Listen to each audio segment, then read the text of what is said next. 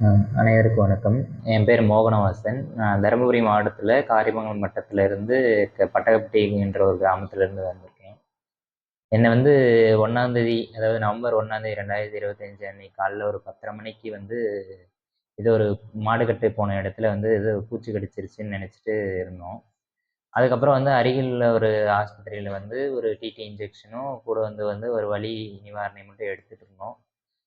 1 மணி வரைக்கும் எந்த ஒரு அறிகுறியும் தென்படாததுனால, அப்படியே அஜாக்கிரதையா இருந்ததுனால, ஒரு 1:30 மணிக்கு மேல வந்து வாந்தி, மயக்கம் ஏற்பட்டதுனால, சரி ஏதோ பாம்போ, இல்ல வேற ஏதோ விஷப்பூச்சி கடிச்சதா நெனச்சுட்டோம்.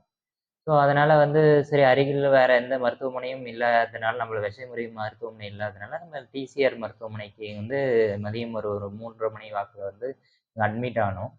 அவங்க பார்த்த உடனே கண்ணெல்லாம் வந்து சொருகி போயிருந்ததுனால, மே பாம்பு கடி தான் இருக்கும்னு அவங்க வந்து சுதாரிச்சு முதலுதவி பண்ண ஆரம்பிச்சுட்டாங்க.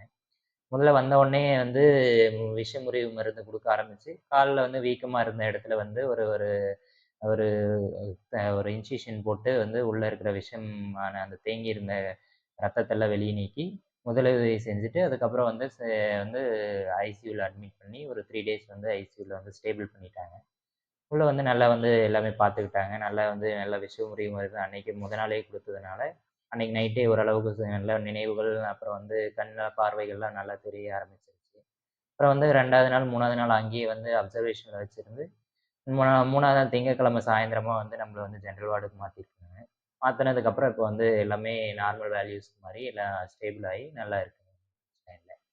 ஸோ, அதனால வந்து பாம்பு சாதாரண ஒரு விஷக்கடின்னு நெனச்சு யாருமே வந்து அஜாக்கிரதையா இருந்துறாதீங்க.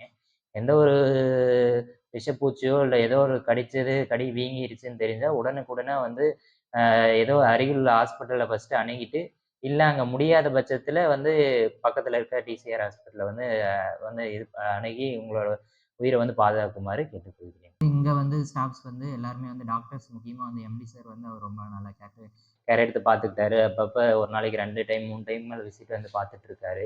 கூட அது இல்லாம டியூட்டி டாக்டர்ஸ் அண்ட் நர்ஸ் கூட ஸ்டாஃப்ஸ், லேப் ஸ்டாஃப்ஸ் எல்லாருமே வந்து அவங்களோட கரெக்ட் டைம்ல வந்து எல்லாமே டைமிங் அப்ரோச் நல்லா இருக்கு. நம்ப எது கேட்டாலும் உடனுக்குடன் செஞ்சு குடுக்குறதுக்கு வந்து நர்ஸஸும் கூட வந்து டியூட்டி டாக்டர்ஸ் வந்து 24/7 இருக்கிறதுனால, நம்மளுக்கு எந்த ஒரு பிரச்சனைனாலும் உடனே அவங்களுக்கு சொல்றதுக்கு வந்து நம்மளுக்கு நல்ல உறுதுணையா இருந்துட்டு, நல்லா நம்மளுக்கும் வந்து மோட்டிவேஷன் குடுக்குறாங்க. ஒண்ணும் ஆகாது, பயப்படாதீங்கன்ற அளவுக்கு நம்மள வந்து பாதுகாத்துருக்காங்க.